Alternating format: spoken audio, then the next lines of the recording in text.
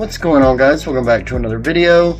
So this is going to be a different sort of video today. I'm just going to be going over the many things that have been going on in the world of Star Wars and Lucasfilm recently, the big announcements of Star Wars Celebration, and then we obviously got the first 3 episodes of Andor, as well as the re-release of Revenge of the Sith that I saw Friday night. Of course, it's still an awesome movie, one of, if not maybe even the best Star Wars film of all time. So I just kind of want to sit down and just analyze the current state of Star Wars, see where we're at, see where I think Star Wars is going to be going forward.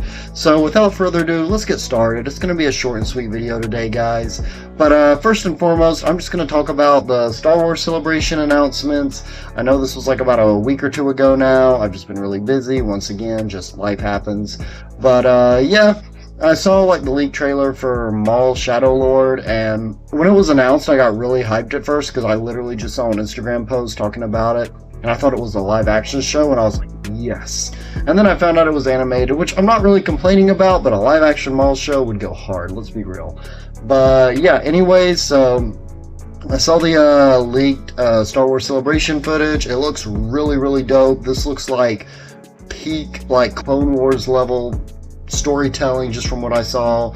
It just looks brutal. It looks hardcore. It looks like what Star Wars really needs right now.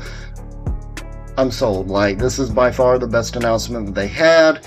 And then moving on to the films, I did see the leaked trailer for Mandalorian and Grogu. Honestly, you know, it looks, the trailer did look good, and it did get my hopes up a bit.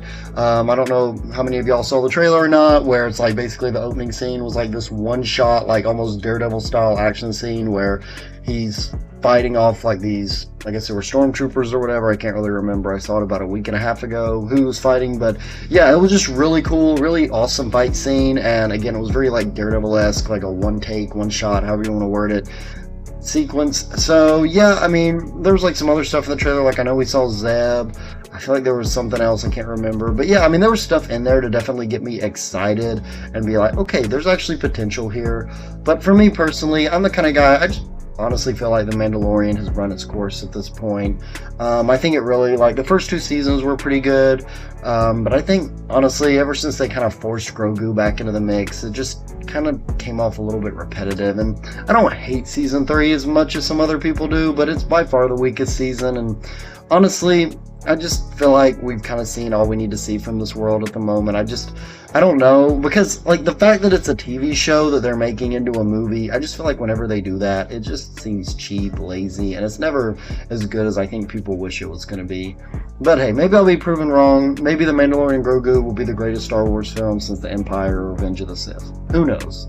But yeah, so 2027, they finally we're allegedly getting a new Star Wars film. I'm pretty sure this one's going to happen. It seems like it's set in stone. They got director Sean Levy, which he did Deadpool and Wolverine. Obviously, great movie. Don't know how well that's going to I don't know how well a movie like that will translate into a Star Wars movie, because I'm not too familiar with all that Sean Levi's done. I know he's done, I think it was the Free Guy, I believe it was, also with Ryan Reynolds. But yeah, so I don't really know, but it sounds cool. If I had to take a wild guess, I would assume Star Wars Starfighter sounds kind of like the Star Wars Rogue Squadron, I believe it was, that Patty Jenkins was going to do, like, seems like a million years ago now. Again, typical Kathleen Kennedy it just fell through. So if I had to guess, that's probably what this movie is, kind of a more or less revamping of that. It does sound cool. Again, I'm really hoping it'll be like Top Gun inspired. That's really what excited me about the Patty Jenkins movie, is a lot of people saying it was going to be like a very Top Gun meets Star Wars kind of film, which sounded really dope to me. So honestly, that's kind of what I'm pulling for here. I'm hoping that we get something along those lines. I don't even know if Sean Levi's a big Star Wars fan, but yeah, I definitely hope that this movie's great. It definitely has my interest. I mean, I'm not as excited for this as I am for the James Mangold Dawn of the Jedi movie, which I still hope is happening. But yeah, I mean, Ryan Gosling, pretty good actor overall, so I'm excited to see what they bring to the table with this for sure. But yeah, so kind of moving on, Revenge of the Sith obviously had the re-release, and it's been breaking records. I think it's well, I think it was like number 2 at the box office right after Sinners, which if you haven't seen Sinners, great film. But, you know, I don't know. It's amazing to me that more people went and saw Revenge of the Sith and are like a re-release of this than they are watching Andor. Now on the internet, Andor is getting a lot of praise, a lot of people are talking about it, but outside of the Star Wars sphere and like maybe a few casuals, I guess you could say, it's just not getting talked about outside of that sphere. So, like, I don't know. I mean, I watched the 3 episodes. Personally, I didn't love it the way some people did, but then again, I didn't really love the first 2 or 3 episodes of season 1. Again, I'm not going to get into any spoilers here, but, you know, if you saw the first season, the first couple episodes are a little bit of a slow burn, and then it just takes off, and I thought each episode, borderline, just got better and better than the last. In season 2, I'm really hoping it's going to be that way. I mean, I really liked the first 3 episodes of season 2, don't get me wrong at all, and I'm not going to really give a review about season 2 or anything like that, just because, you know, I'm going to be doing a full review once the whole series comes out. But yeah, I mean, you know, it's fine. Like, I think episode 1 was pretty good. I think episode 2 was also pretty good. And then episode 3, I just felt like, to me, I think they've had too much going on in the first 3 episodes. Like, there's too many subplots and all that. And this is kind of all I'm going to say for the actual review. I do know that originally I think they were going to do 5 seasons, so now they're cramming basically the last 4 seasons, and like each season is supposed to be like 3 episodes of season 2 or whatever. So it would explain the many subplots, and I think that's kind of what's throwing me off right now. But overall, it is a really good show. But apparently the viewership's not doing all that great, and it's like 2 million views in the first like day or 2 or whatever. But yeah, I mean, you know, it's another Star Wars, I guess, flop. I was really hoping to do better than season 1. I mean, normally, in a normal instance, I feel like a show that maybe not a lot of people watch, but it gets lots and lots of praise. Season 2 would normally do a little bit better. But, you know, it just kind of, I don't know, because, you know, obviously the point of this video is to talk about the current state of Star Wars and kind of where I stand on things.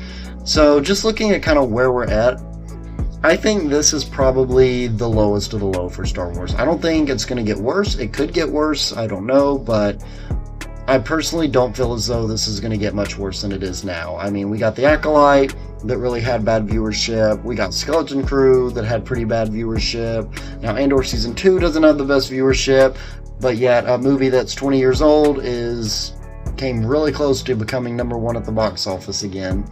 So I guess what it just goes to show me is that I think people are just burnt out on Star Wars, but they still love the old Star Wars enough to go out and see it. Like, I think the Disney stuff, they're just kind of like, you know, Rise of Skywalker, Book of Boba Fett. For some people, The Acolyte. I didn't particularly hate that show, but I get why some did. You know, just flop after flop after flop. And, you know, I'm not even just talking in terms of performance for these shows or movies, just so much as the fact that they just weren't resonating with the public. I mean, the sequels, look, I'm sure the sequels are going to have their group of fans come like 10 years, but, you know, it's just, I think people have just been burned too many times by Disney. A lot of the shows are kind of mid, just not even Star Wars, but obviously, you know, just Marvel and other popular brands in general. And I just think it's been too oversaturated, because if you think about it, guys, we used to get like a Star Wars trilogy every 10 or 20 years. And that was like it. We obviously had like games, books, and stuff like that. But we're just getting so oversaturated that I feel like, and it's kind of the same thing with Marvel too, but since I'm talking about Star Wars, I'll just continue to use them as an example. I kind of just feel like Star Wars is at a point in time to where we're just oversaturated to the point where it no longer feels like an experience. You're not like in a theater just having this commune experience of watching lightsaber battles and space wizards and aerial or space dogfights and all that, which is, it just seems a little, it just seems definitely oversaturated. Like, and I just think that's what's really killing the brand. People will go see Revenge of the Sith because A, it's a great movie, and B, because of the nostalgia. But yeah, I mean, just, you know, I think Disney, like, I've always kind of said with Marvel that they needed like 3 solid wins to really get, I think, the general public back on track with them and kind of get at least somewhat closer to where they once were. But with Star Wars, I think they need to have like 5, not just good, but great wins. So, you know, honestly, Andor Season 2, not getting a lot of great viewership. Well, you know, I'll go back to Skeleton Crew. a lot of people, I personally didn't like Skeleton Crew as much as others did, I admit that, but there are many people that love Skeleton Crew, so I'll count that as a win. So you got Skeleton Crew, you got Andor Season 2, which is also great. Mandalorian and Grogu movie, I guess, is great as well.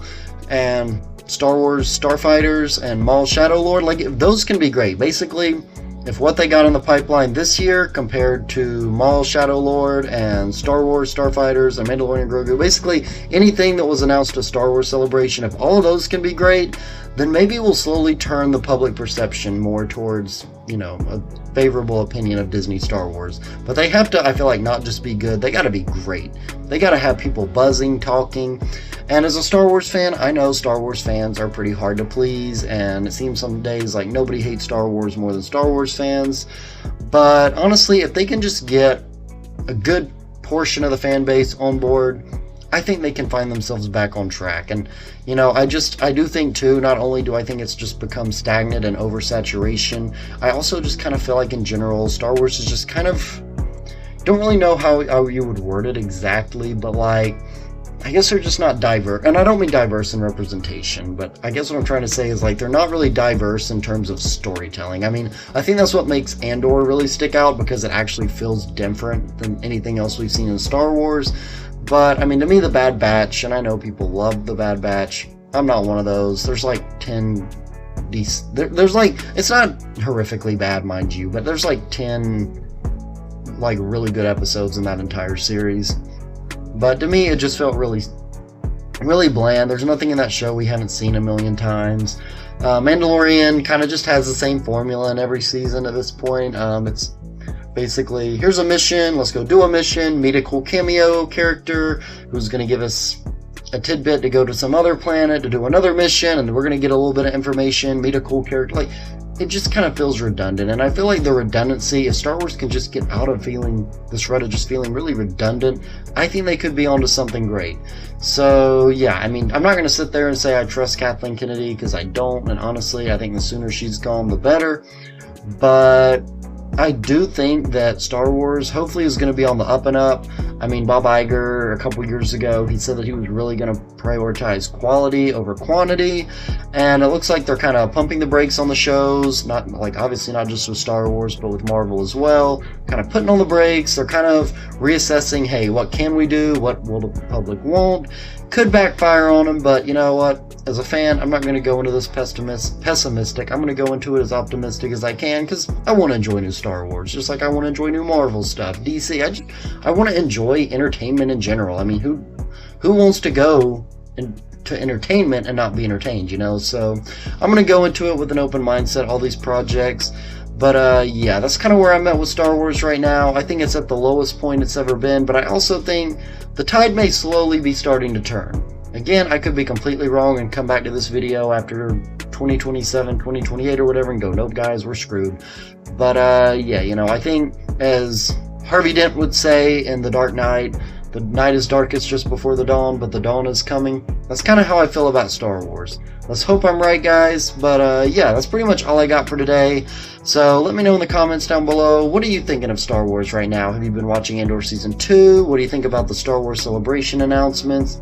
Just whatever your thoughts are guys, just let me know in the comments down below. Let's have a nice, lively discussion. Let's keep it civil, because, guys, let's, you know, I understand we're all passionate about Star Wars and things that we love in general, but let's just have a nice, lively, fun debate in the comments. Let's not get super serious because somebody liked Ahsoka more than the Acolyte or vice versa. Let's just have fun, guys, because that's at the end of the day what it's all about. Enjoying our hobbies, enjoying the things we love, and making friends. So, yeah, just let me know what you think in the comments down below, and as always, please be sure to like, comment, subscribe, and share this video, and I will catch you all later. Thank you so much for taking the time out of your day to watch this video. If you liked what you've seen here and you want to see more, please feel free to like, subscribe, share, and check out my other videos in the link in the description down below, and I will see you all later.